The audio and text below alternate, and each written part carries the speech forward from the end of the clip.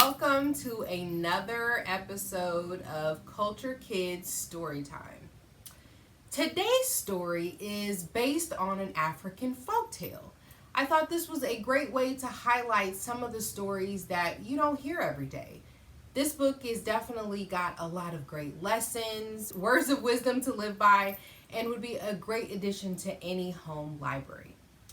So the book that we're going to read today is written by John Steptoe. It's called Mufaro's Beautiful Daughters, an African folktale.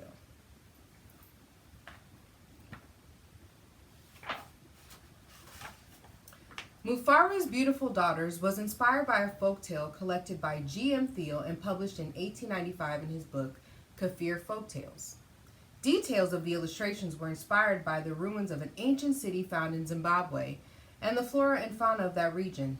The names of the characters are from the Shona language. Mufaro means happy man, Nyasha means mercy, Manyara means ashamed, and Nayoka means snake.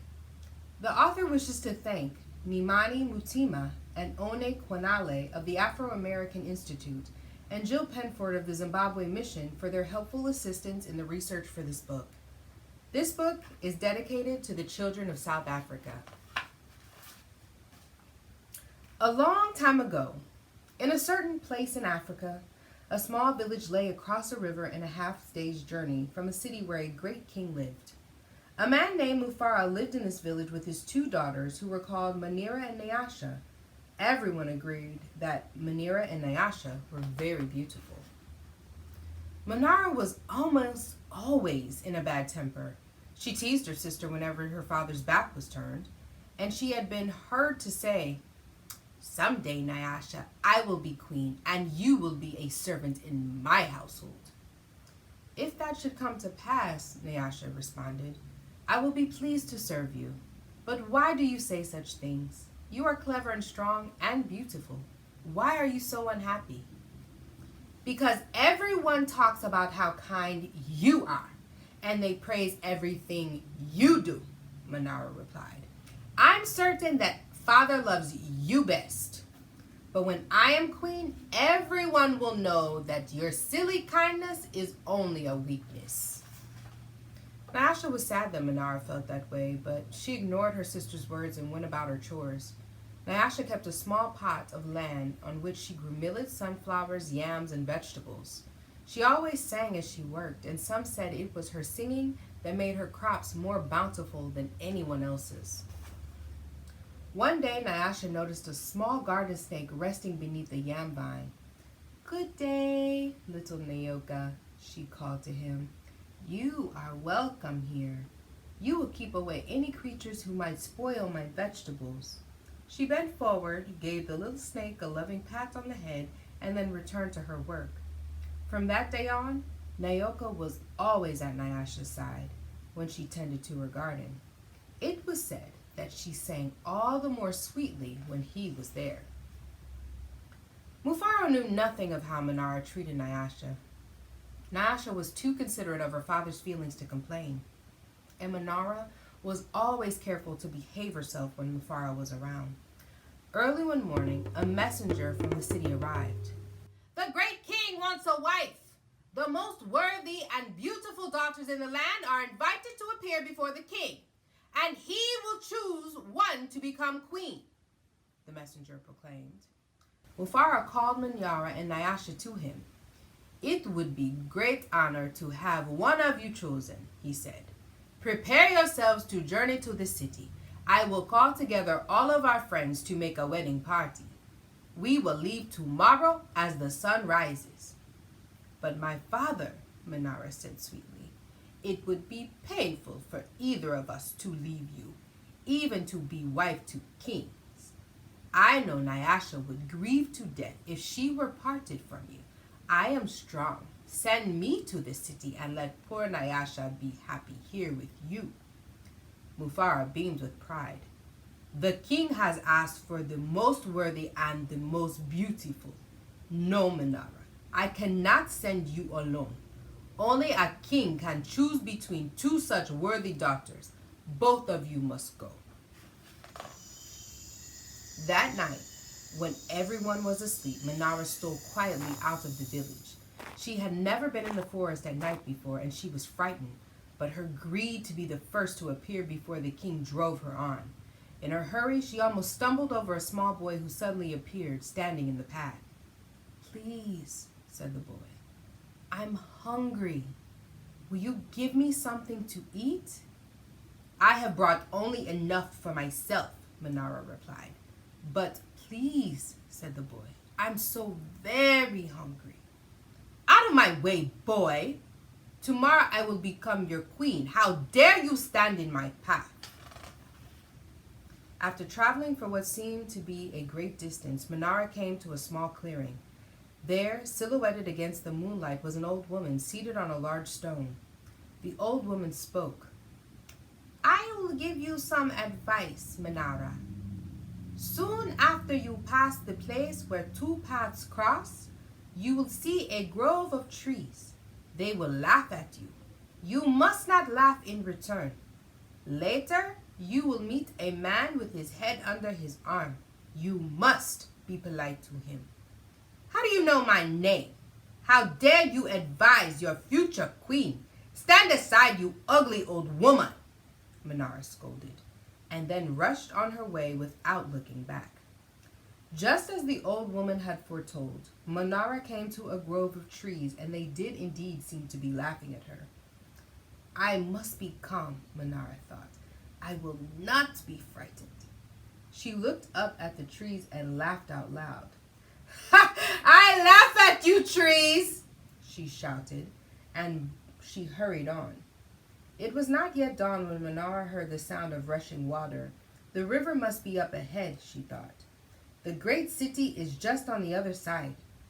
But there on the rise, she saw a man with his head tucked under his arm. Manyara ran past him without speaking. "A queen acknowledges only those who please her," she said to herself. "I will be queen. I will be queen," she chanted, as she hurried on towards the city. Nyasha woke at the first light of dawn. As she put on her finest garment, she thought of how her life might be changed forever beyond this day.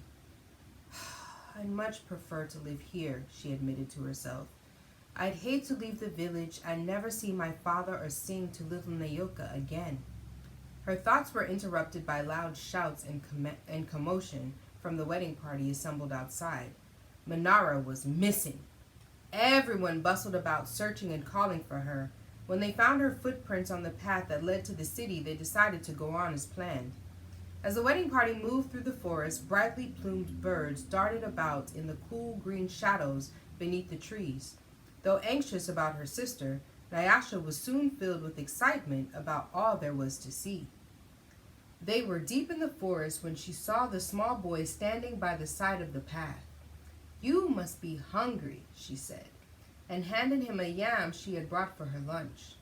The boy smiled and disappeared as quietly as he had come. Later, as they were approaching the place where the two paths crossed, the old woman appeared and silently pointed the way to the city. Nyasha thanked her and gave her a small pouch filled with sunflower seeds. The sun was high in the sky when the party came to the grove of towering trees. Their uppermost branches seemed to bow down to Nyasha as she passed beneath them. At last, someone announced that they were near their destination. Nyasha ran ahead and topped the rise before the others could catch up with her. She stood transfixed at her first sight of the city. "Oh my, father," she called. "A great spirit must stand guard here. Just look at what lies before us. I never in all my life dreamed there could be anything so beautiful." Arm in arm, Nyasha and her father descended the hill, crossed the river, and approached the city gate. Just as they entered through the great doors, the air was rent by piercing cries, and Manyara ran wildly out of the chamber at the center of the enclosure. When she saw Nyasha, she fell upon her, sobbing. "Don't go to the king, my sister!" "Oh, please, father, don't let her go," she cried hysterically. "There's a great monster in there, a snake with 5 heads!" said he knew all my faults and that I displeased him. He would have swallowed me alive if I had not run. Oh, my sister, please don't go outside that place. It frightened Nyasha to see her sister so upset, but leaving her father to comfort Manyara, she bravely made her way to the chamber and opened the door. On the seat of the great chief's stool lay the little garden snake. Nyasha laughed with relief and joy. "My little friend," she exclaimed, "it's such a pleasure to see you. But why are you here?" "I am king," Nyoka replied. And there before Nyasha's eyes, the garden snake changed shape. "I am the king. I am also the hungry boy with whom you shared a yam in the forest, and the old woman to whom you made a gift of sunflower seeds. But you know me best as Nyoka. Because I have been all of these, I know you to be the most worthy and most beautiful daughter in the land. It would make me very happy if you would be my wife." And so it was that, a long time ago, Nyasha agreed to be married. The king's mother and sisters took Nyasha to their house, and the wedding preparations began. The best weavers in the land laid out their finest cloth for her wedding garments. Villagers from all around were invited to the celebration, and a great feast was held. Nyasha prepared the bread for the wedding feast from millet that had been brought from her village. Mufaro proclaimed to all who would hear him that he was the happiest father in all the land, for he was blessed with two beautiful and worthy daughters, Nyasha the queen and Manyara, a servant to the queen's household.